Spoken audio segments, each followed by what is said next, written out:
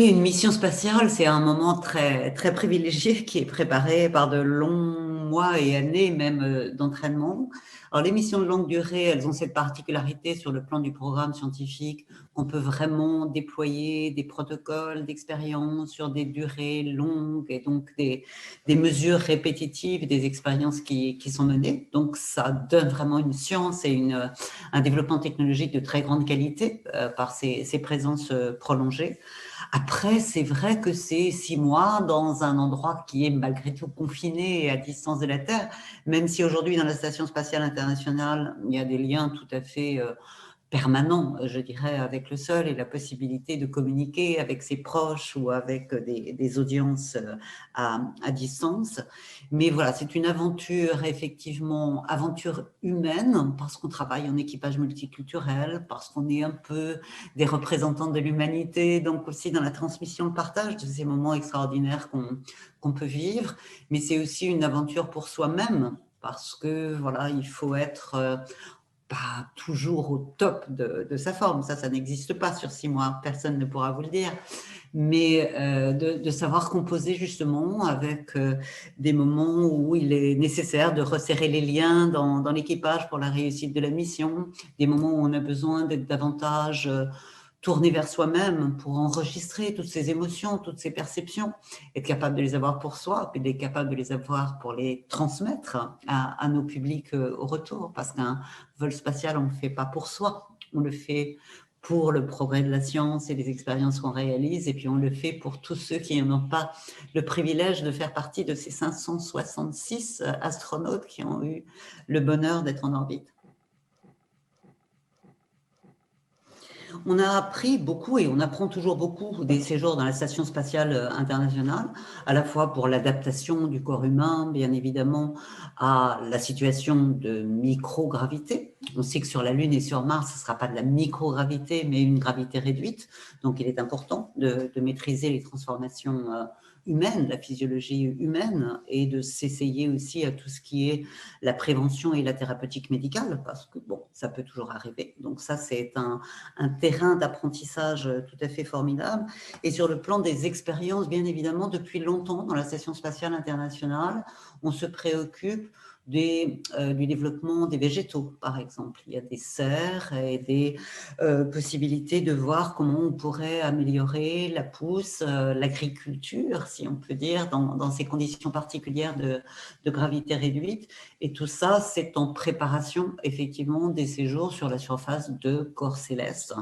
Alors, dans une base lunaire, à l'avenir, d'ici la fin de cette décennie et le début de la décennie prochaine, on aura effectivement sur la Lune des infrastructures permanentes pour que des équipages puissent y vivre et y travailler. Ça ne sera pas des séjours de très courte durée, je ne sais pas quelle sera la durée exacte, en tout cas plusieurs semaines, voire plusieurs mois.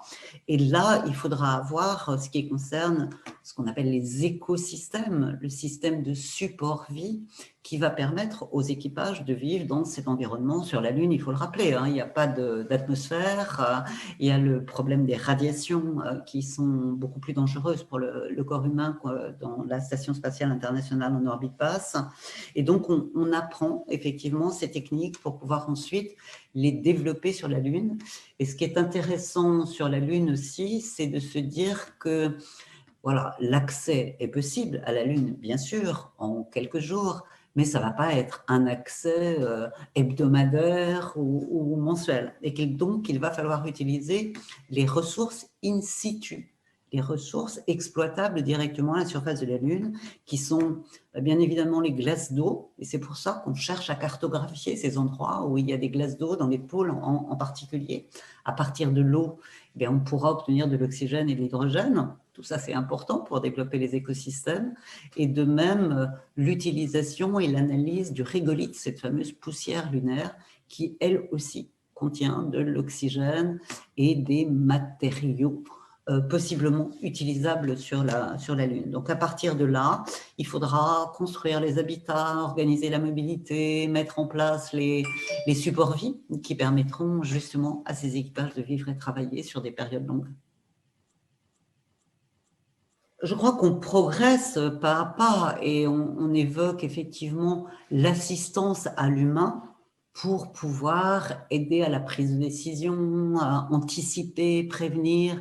Et bien évidemment, les missions aujourd'hui sur la Lune sont des missions avec des robots, des rovers, une robotique très performante aujourd'hui, avec de l'intelligence artificielle également, qui permet justement de combler ce gap de la communication immédiate versus une communication à délai de quelques secondes au niveau de la Lune, mais de quelques minutes au niveau de Mars. Donc, ça va être une interface entre l'homme, la machine et l'intelligence assistant l'homme dans ses décisions qui sera très importante. Et ça aussi, c'est quelque chose qu'on travaille aujourd'hui dans la Station spatiale internationale. C'est utile à ces missions d'exploration de l'espace lointain, mais c'est bien évidemment aussi quelque chose qui est très intéressant sur Terre. On voit bien la place aujourd'hui que prennent ces interfaces entre la machine et l'homme. Bon, tout ça, effectivement, fait que séjourner sur la Lune sera sûrement une expérience de vie, une aventure humaine, comme on le disait précédemment, très forte pour ces équipages qui y seront. Voir la Terre par le hublot de la station spatiale, et c'est admirer effectivement cette planète qui est notre berceau et qui est porteuse de vie, mais on sait qu'on en est à quelques heures, si toutefois on doit rentrer dans une situation non nominale, une situation d'urgence. On est même plus proche de la surface de la Terre qu'un plongeur en eau profonde avec ses paliers de décompression. Mais bon, la Lune, ça sera différent. Et je ne dirais même pas, j'évoquerai à peine Mars, où bien évidemment, on ne peut pas décider du jour de son retour et il faut attendre que l'orbitographie soit en phase avec un retour possible. Donc, c'est des étapes, les unes après les autres. La Station spatiale internationale en orbite basse nous a appris beaucoup. Sur la Lune, nous allons apprendre beaucoup dans les 10, 15 ans, 20 ans qui viennent pour se préparer à aller ensuite plus loin, là où c'est quand même beaucoup, beaucoup plus difficile sur la planète Mars. Et la planète Mars, quand on regardera, on ne verra même pas le globe terrestre par le hublot de son habitat. On verra un petit point, comme on voit nous, la planète Mars dans les beaux ciels d'été. Je pense que dans les équipages qui seront partis vers ces destinations de l'espace lointain, il y aura soit un médecin, soit quelqu'un qui a une formation lui permettant de prendre en charge des problèmes médicaux. On a déjà un petit peu cette formation pour la Station spatiale internationale. On sait faire des petits gestes, des petites chirurgies, des petites mises en place d'attelles en cas de problème.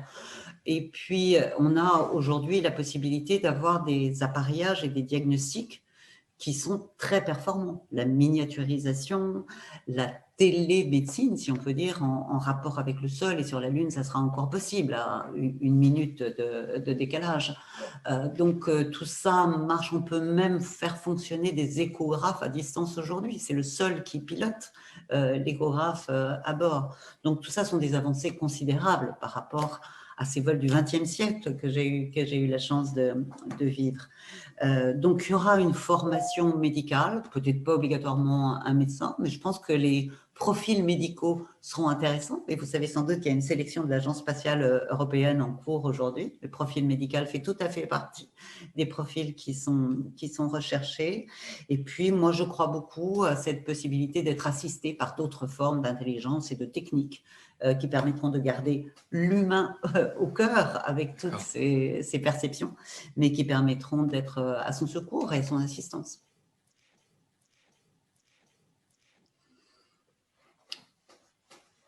Je ne sais pas répondre précisément, c'est un souhait, c'est une aspiration, mais même pour la Lune, je pense qu'il faut se dire que ça va se faire.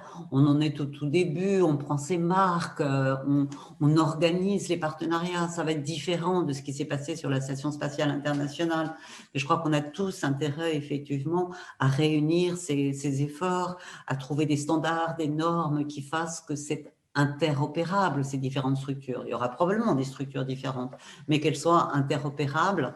Et puis, en tout cas, sur le champ de la coopération scientifique, moi, pour y avoir été plongée toute ma vie, je sais que là, c'est de la coopération internationale, ouverte, on échange les données, et c'est comme ça qu'on arrivera à progresser.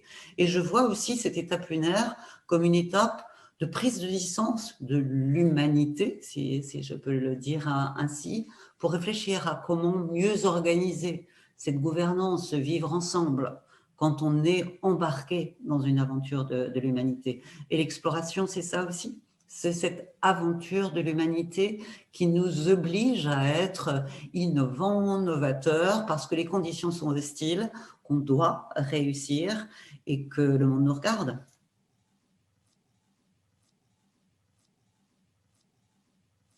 Il faut continuer cette aventure effectivement avec beaucoup de sagesse. Alors parfois on est tenté parce que la science, la technologie nous fait faire des progrès énormes, d'y aller avec beaucoup d'enthousiasme et un peu trop d'hybris parfois.